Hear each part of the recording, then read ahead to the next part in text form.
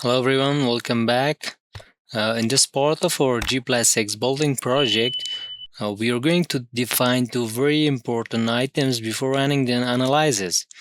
And those are mass source and load combinations. And both of them are essential for getting correct seismic forces and safe member design. First, we have to define the mass source. In order to define the mass source, we go to Define tab here, and we find here mass source. Click on mass source, and we need to add new mass source. Add new mass source, we name it to like M and S. Okay, M and S. And I want to explain it a little bit what mass source is. Mass source tells ETABS where the seismic weight of the building comes from. During an earthquake, force is equal to mass times acceleration, and if mass is wrong, then the earthquake forces will also be wrong. Because of that, it's very essential to define the mass source.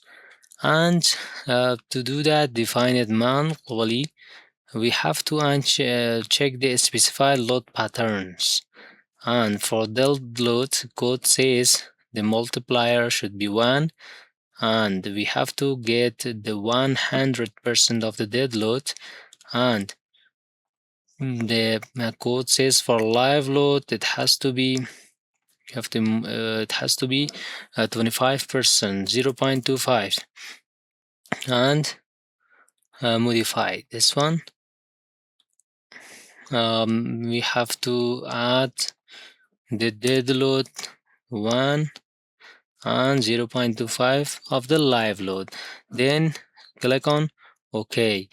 It says the current mass source includes both element self-mass and at least one load pattern with a self-weight multiplier greater than 0, possibly resulting in a double counting of the self-mass. Are you sure you want to continue? No, because here the element self-mass is checked. We have to uncheck this. If it is remain checked, the ETABS will calculate double count. Will double count self-weight of the load pattern, and we have to uncheck the element self-mass, then click on OK. Now we defined properly the mass source, and then click on OK. And now it is time to define the load combination. And load combination is also very essential, very significant for our building, and it has to be defined. And I want to explain it a little bit that what is load combination. Load combination represent different situations where multiple loads act together on the structure. For example, dead load and live load may act at the same time, or earthquake may occur while the building is occupied, and it represents different situation where multiple loads act together on a structure. And what I'm doing here, instead of creating combinations manually, I will use the default load combinations generated automatically by ETABS. And if you want, you can do it also manually from code and put it one by one and load combination, defining load combination. To define everything, you have to come in the define tab and define load combination. We have to find load combination here. Click on load combination, and if you do it manually and get the combinations from the code, you can do it. But for now, I'm using the default load combination generated automatically by ETABS instead of creating it manually.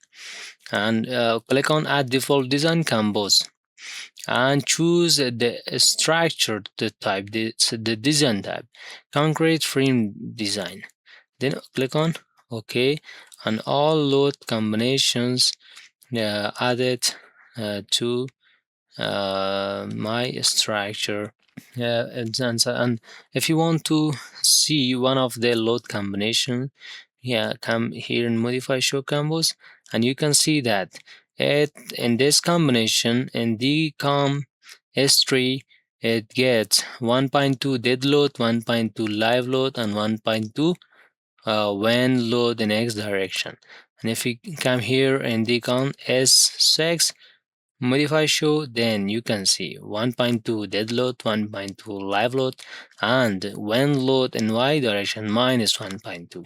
And if we come in this one, you can see it only gets dead load 0.9 and when load in x direction minus 1.5.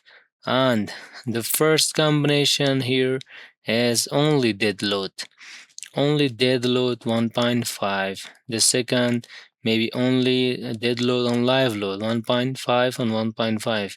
And we also see one from here, dead load 1.5, EQ and Y direction minus 1.5.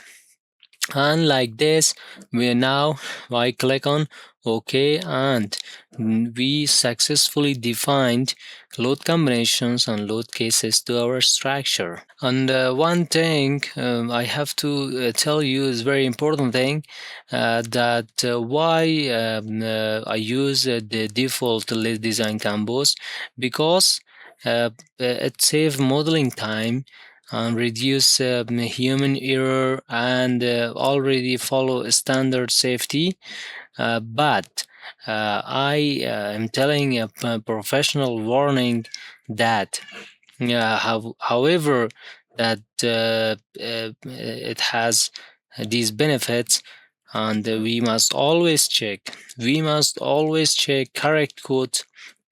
All required load cases exist one by one, and one by one see them that all required load cases exist here, and we have to check that earthquake directions are included one by one. We have to check that everything included in this design, in this load combination, because software can assist as but responsibility stays with the engineer. Because of that, it's very important and very essential that you have to check it manually after adding the default design combos. You have to check everything, and also you have to compare it from the with the codes combination. And okay, and that's it for today. Be with me, follow me, don't forget to subscribe to get notified about the next lesson, the next part, and have a good day. Thanks.